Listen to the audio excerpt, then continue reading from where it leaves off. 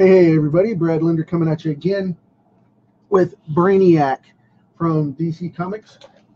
Gonna be sharing this over with the page and the YouTube channel as always, and we're gonna knock this out. It's gonna be fun, so let's get to it here. Sharing this over, and there we go.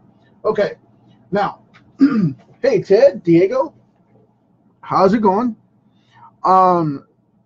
Gonna be knocking out the background first on this one, which this is the sub-universe interactivity where Brainiac hides out, and sometimes it is various colors. It is blue, purple, orange. In this particular case, I'm going to do it orange so it stands out in contrast, because this is the darker, more evil, sinister type of Brainiac. He has the dark gray suit with the purple highlights and sockets and eyes and all of that going on. So then I have the classic Super Friends versus the League of Doom cartoon series type of Brainiac ship here, which is rare anymore to be seen or used. But I thought it'd be a fun twist for this card. So when I penciled it, I thought that would be a cool add-on to add into the mix and shake things up a bit. So there we have it. But yeah, I'm going to do the orange here as the base, and then I've got a little bit, this is more of a tangerine orange, so it's a lighter yellow orange, and I'm going to do it as a background, and then whenever I get the finer details in, I'm going to pop in another darker orange on top of it, which is more of a true orange, and it's a little bit darker and richer color, so that we can get the waves going through it, you know, the energy waves that are normally trickling through here, and it's going to pop. It's really going to pop. So with the purple and the green of his skin and the orange, this is a treat for you guys, marketing-wise. Whenever you color something that has orange in it, it's supposed to be the most responsive coloring shade that you can have, or hue that you can have, is a bright yellow orange. In marketing, it's huge, and it's used all the time. That's when you see, that's why Tide bottles are yellow orange like that. They're that bright, deep orange. And you have so many of the other detergents and things like that that come out with this huge, massive undertaking change of changing their bottle colors and their packaging. Keebler, they use a ton of orange in their stuff now. That's the reason your Cheerios box is yellow. And, you know, that kind of stuff sticks with you. And in combination with green, which happens to be Brainiac's color of skin, and then the bright purple on top of that, those are supposed to be the highest selling colors that you can use in any combination. That's why people like them so much. And we have a natural attraction to them through being human beings, which is very strange that we're attracted to unique colors, but it is a scientific fact. Multiple colleges and marketing research industry corporations have gone in and done years and years of research on that. And, you know, it's something that's very unique to our species. So if you find this card really, really intense and possibly one of your favorites once it's done, and it's not my artwork that does it, it could be the coloring. It really could. So anyway, just a little factoid there. But anyway, I'm knocking this base out, and see it's already starting to separate and stick him up in the foreground. And this is kind of a portal thing going on here, which I want to erase a little bit more on that before I go into it, because it's got a little graphite here and there, and I don't want that to smudge into the yellow and the orange. So we're going to knock this out really quick, like right here. And there we go. Cool deal. I'm going to pop one in right there.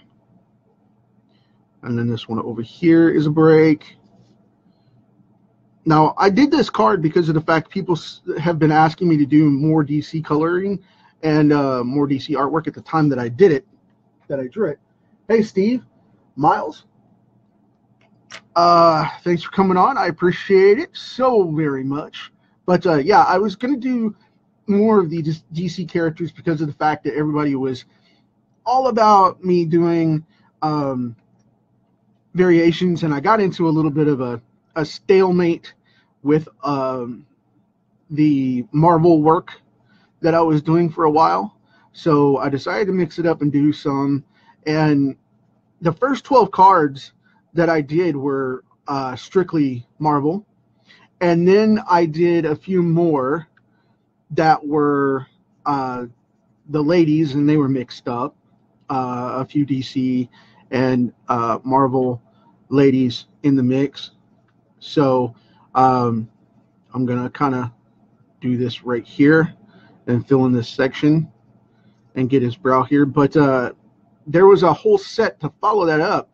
In the second or third set of 12, I did nothing but DC characters. And that's where the Joker and Green Lantern, Green Arrow, and a couple of others were all in the mix there. Booster Gold, and I think the Blue Beetle was in that mix, and so on.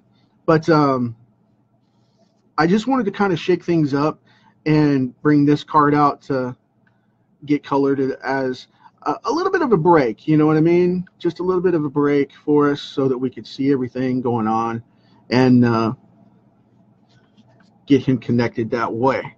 Now, I'm going to go in here and put in these ears, which he's got one of those suits where his ears stick out the side of it, which I found that really cool. But well, whatever.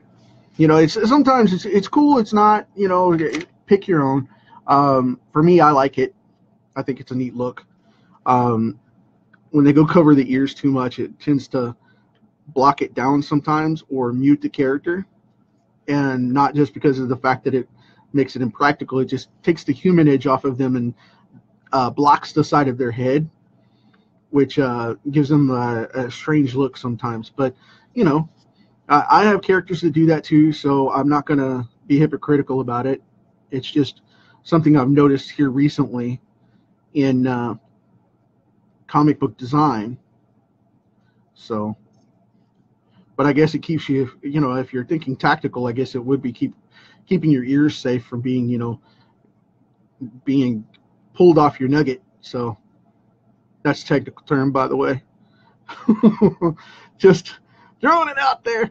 But yeah, I'm gonna map this out a little bit, kind of get this going, give us a little bit of an edge here, bring Brainiac up, and kind of pop it out. The way his body is segmented now, it's a little tough to get those human edges as much as we would like to, but you still got to do the whole thing. So, you know, just go in there and wing it and do what feels right and looks right on it, and it should work out just fine. I mean, for me, I don't mind just tearing it up like this and, you know, just getting it where I think it should go and moving on.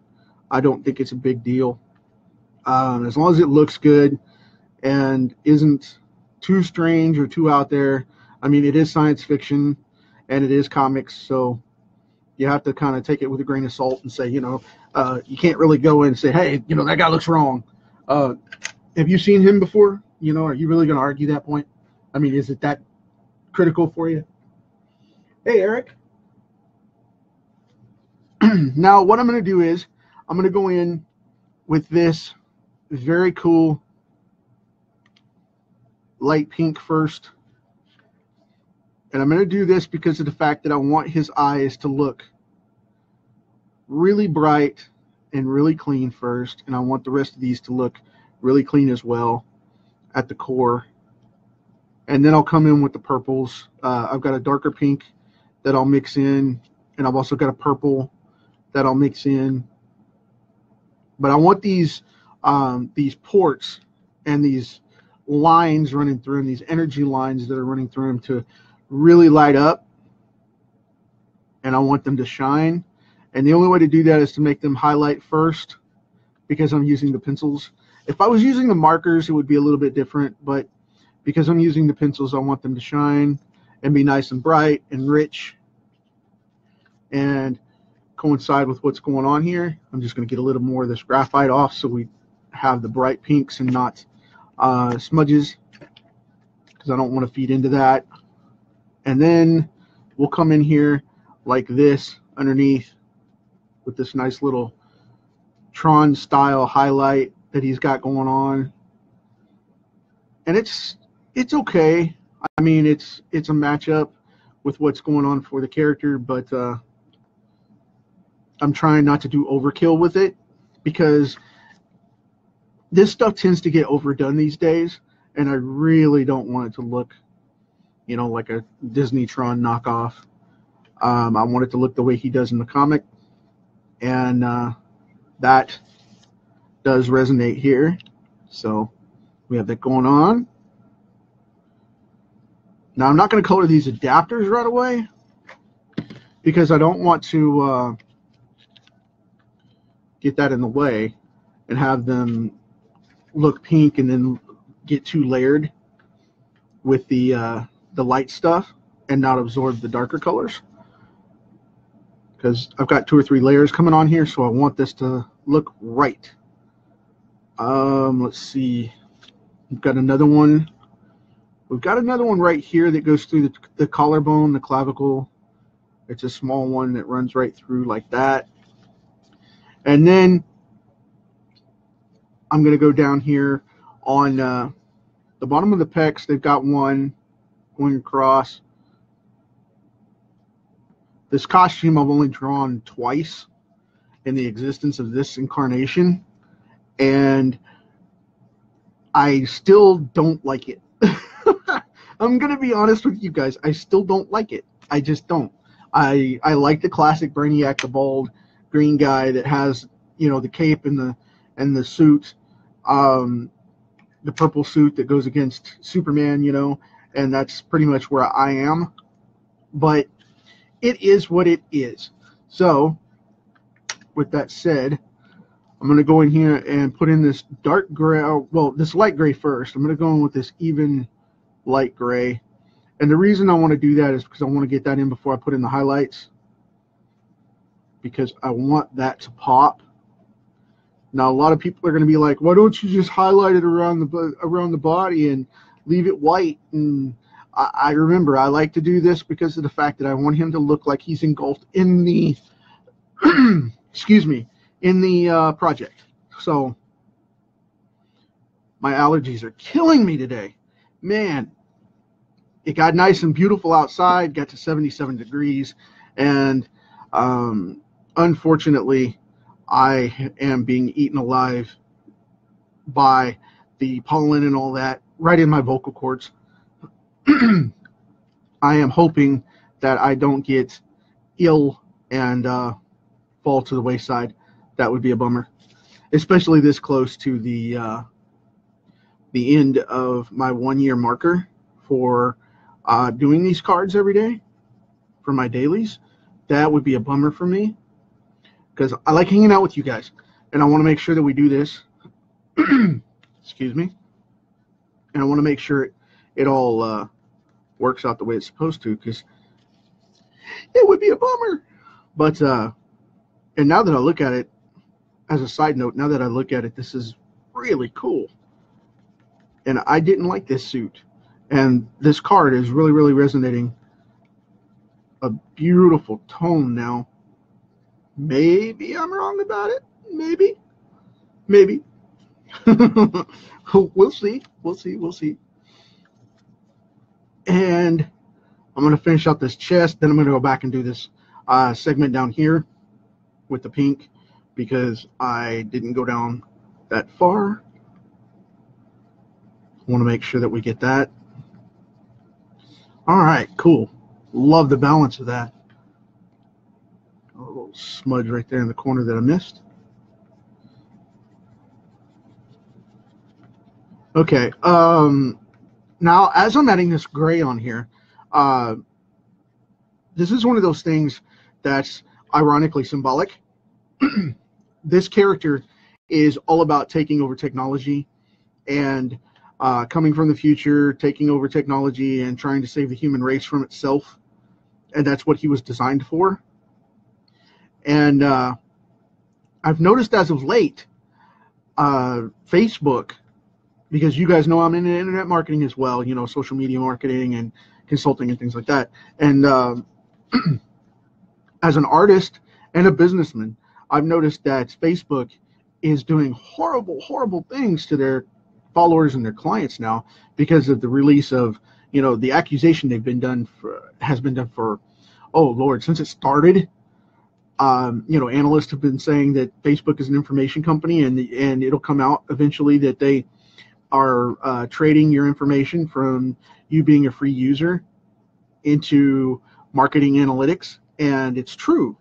You know, they have sister companies and things like that that they bypass their terms of service with, and have started saying, you know, well, this person or that person is associated with us, so now it's not a breach of selling your stuff off to the public because we haven't sold anything outside of our business because we own so and so percent of that company, or, you know, that's our sister company or whatever, with these data mining things.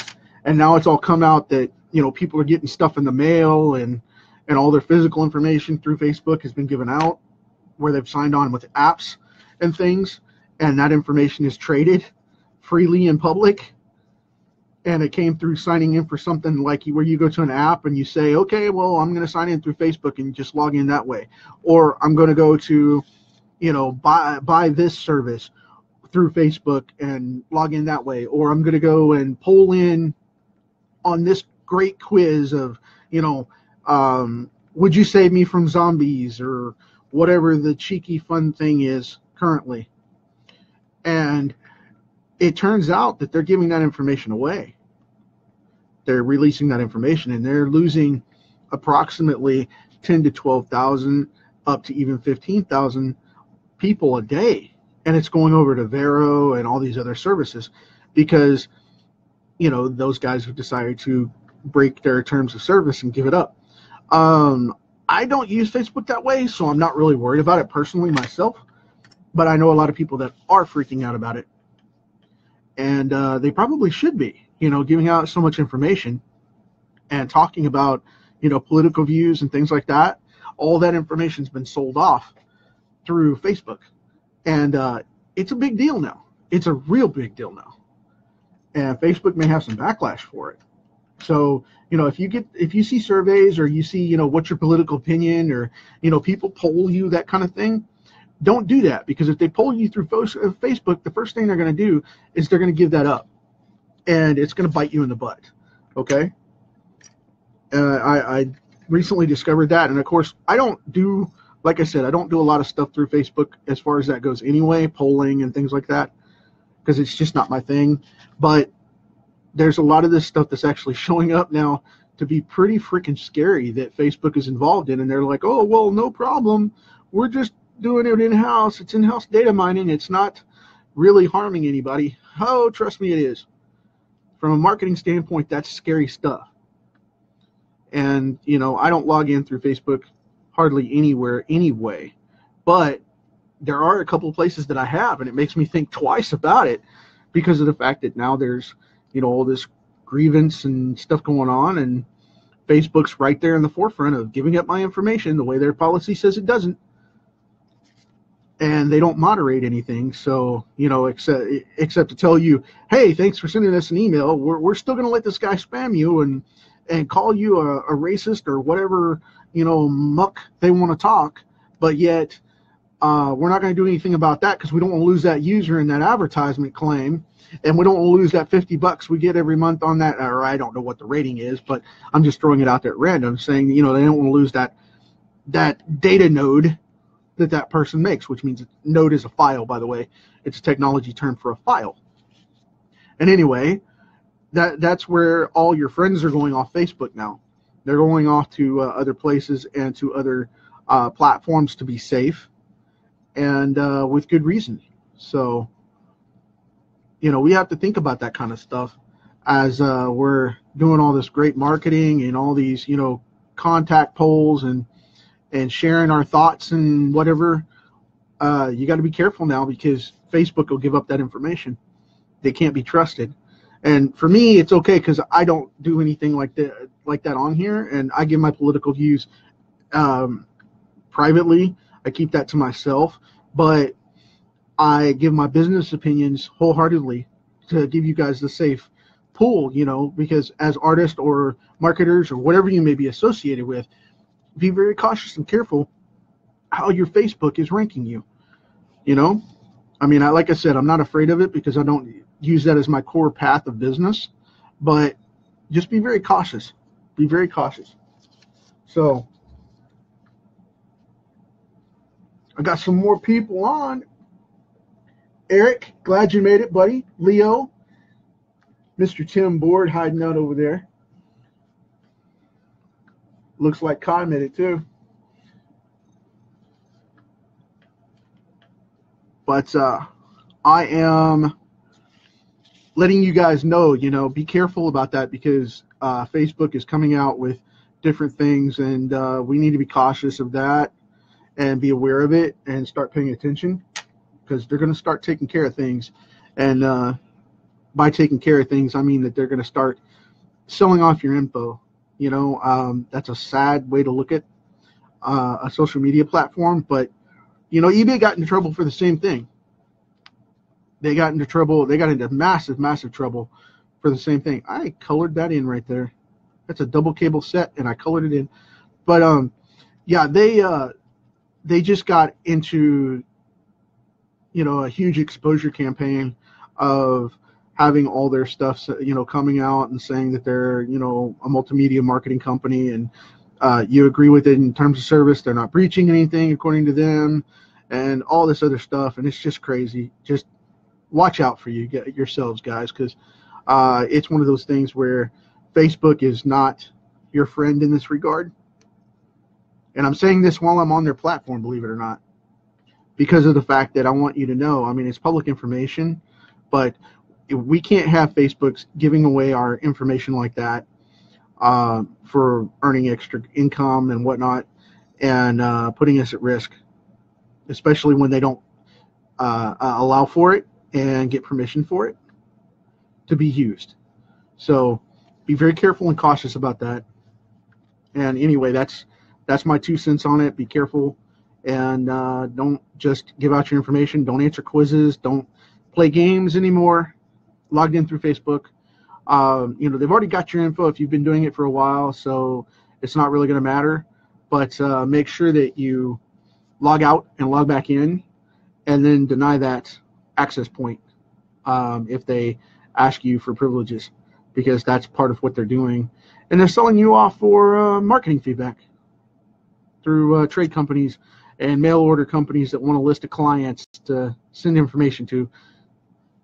So in the last couple of months, probably the last 60 to 90 days, I've been I've personally been added to, like, I think it was 15, 16 different mailing lists.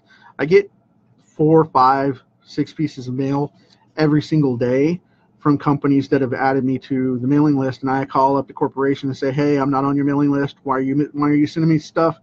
And they'll tell me flat out, hey, you signed up with Facebook and they sent that out. So, we bought your name from Facebook. Oh, great. Really? Thanks for letting me know. So, yeah, keep that in mind, because they don't want you to know that, because then you're not worth the $50 or $60 a sale to them from being a mail list company. So watch out for that kind of stuff. But anyway, as far as comics go, let's get back to that. This is really cool. I think it's going to be a nice sync here. I'm going to add in, just to shake things up a little bit, I'm going to add in some blue that doesn't go in this current, but it will contrast really nice for some of the other attachments and whatnot here throughout the Brainiac verse.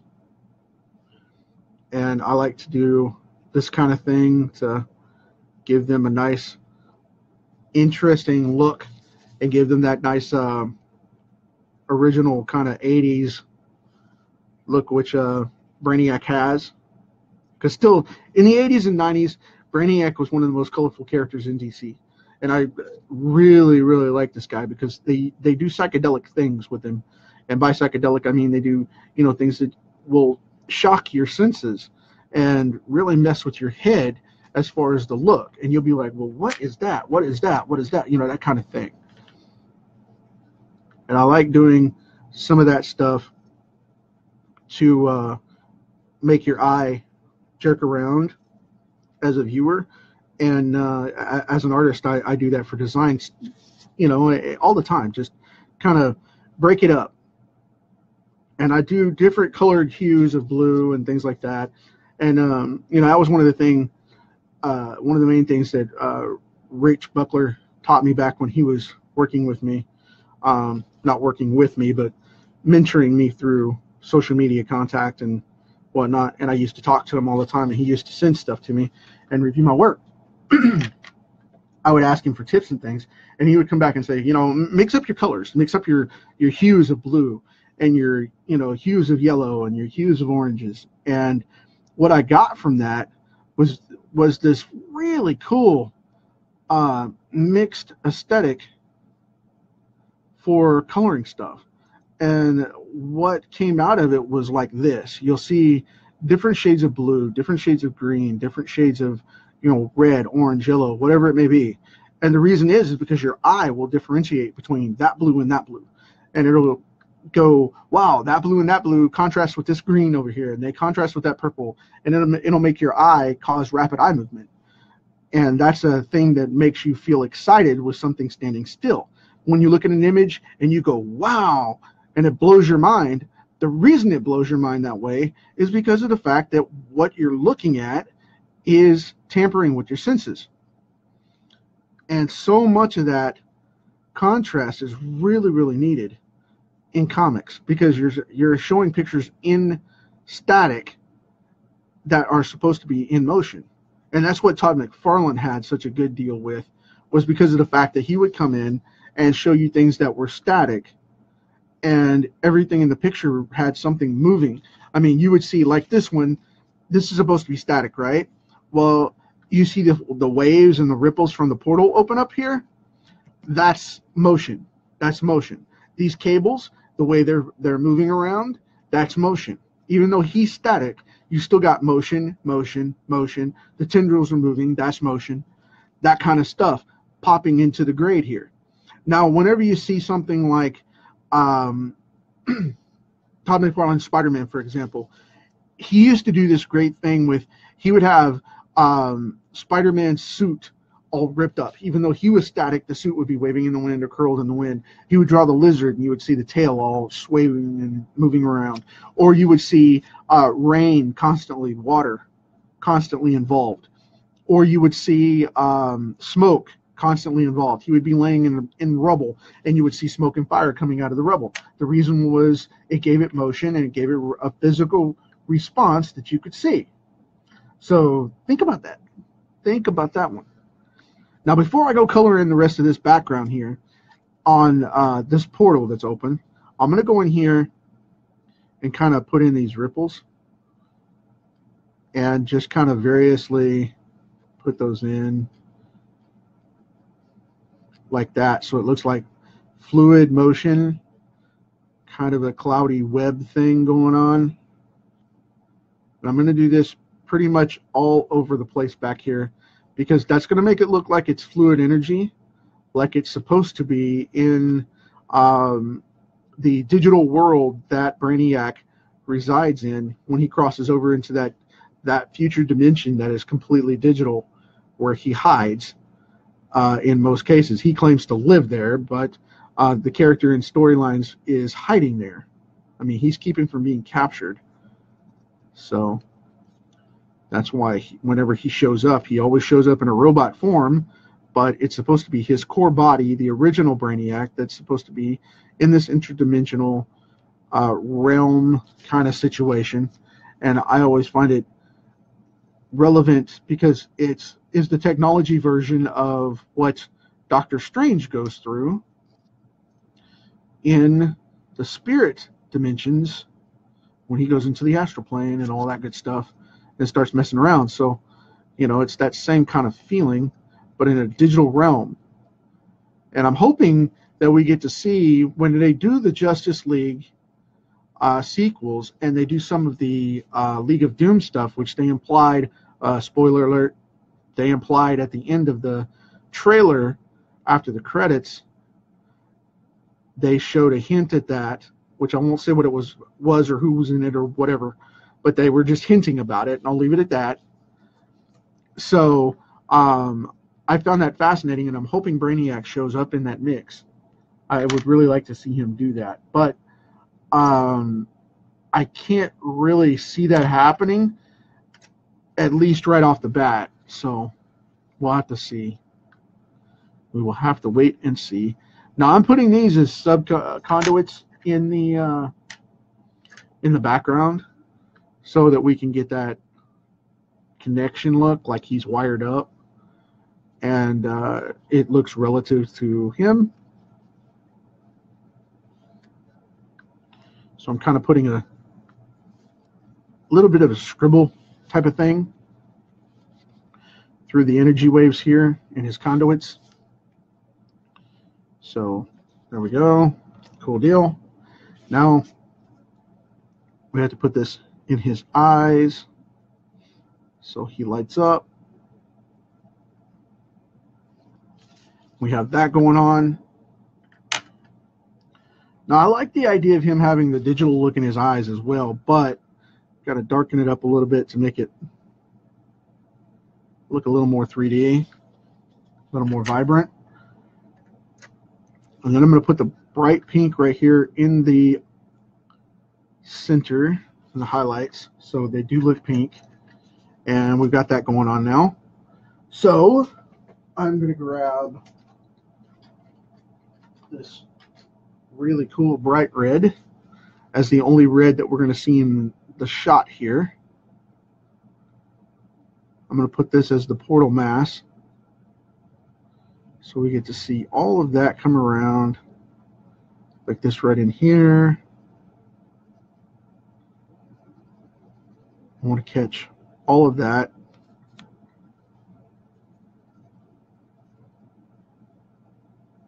Okay. Now the reason I'm doing this is because I want it to be something that's totally out of the ordinary, and I want it to be a contrasting break from one dimension to the other. And I'm going to make this very cold and very gray behind in the background in here, where there's the Daily Planet and there's the building next to it. I'm going to put that in a gold color, and a light blue skyline back there. Very soft. Boom. Done deal.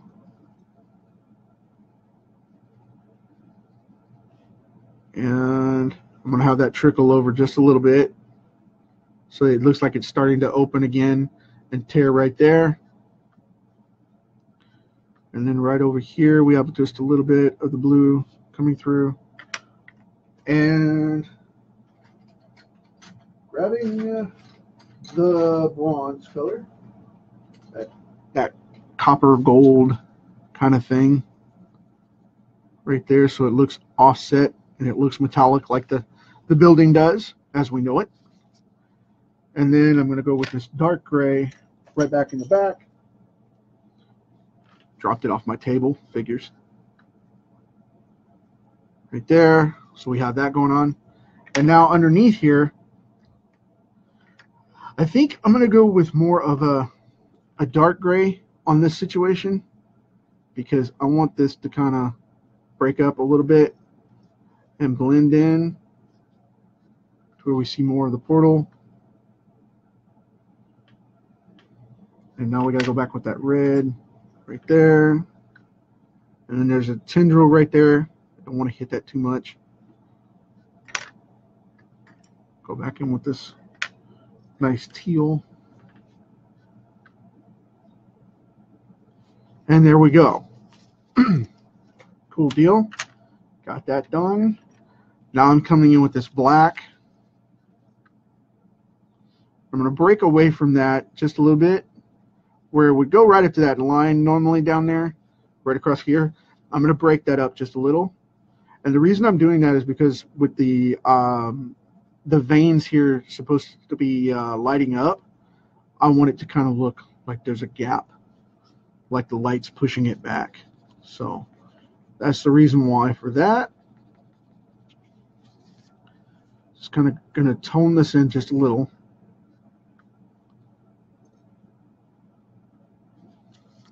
Okay. Make it kind of reach out, shade up just a little bit to give it some depth. Make that block out. Okay. Cool and deal. Very nice. All right.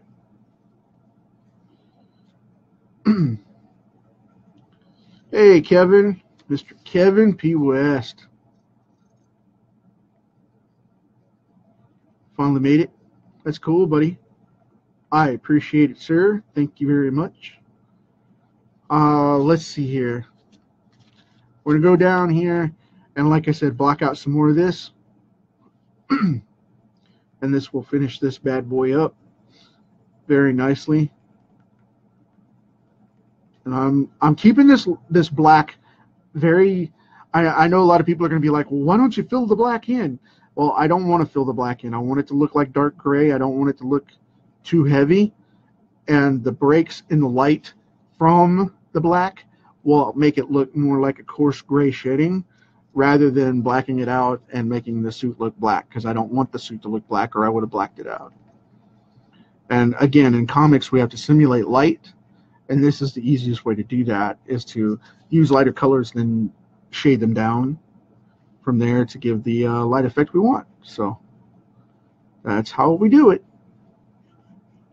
But yeah, this character is one of my favorite villains of Superman, and I hope that they use him more often, since we're getting back out of the New 52 back into the traditional timeline. And we have to see how that goes, of course. But and not to mention the fact that it is DC, we have no idea what they're going to do next. With Marvel doing the fresh start, i.e. rebooting to the Marvel movie versions, which we knew was going to happen. They tried to do it a hard boot from the comic books directly and just bypass it and bleed them in, and it didn't work. So they had to do a hard reboot. Now they picked them off and said, okay, well, we're going to screw it up so bad that we have to do a reboot and start from the entire movie platform. And instead of you getting your original characters back, we're going to give you that new version, but whatever. But anyway, this is where we have this going on right now. I am going to step in on just a little bit here because I want to add in a little bit of contrast with these. Now that I've done that with the suit shading, I want just a little bit of contrast here and there for these conduits and these bulbs, so that they do look a little more dynamic with the pencils, and just a little bit of the gray in the skull here, just a little bit, not too much. I want it to be shadow accents, not blacking it out. And there we go. Cool deal. We have Brainiac. Hope you guys dig it. And this is where I'm going to walk away at this point and leave that alone. So we have that going on. And we'll be back tomorrow for the next one. So during the daylight hours, no less. Awesome, awesome, awesome. But anyway, we only have this rock for a little bit of time, people. We know how to do it. Take care of it. Pass it on to the next generation. Leave them smiling. Talk to you later.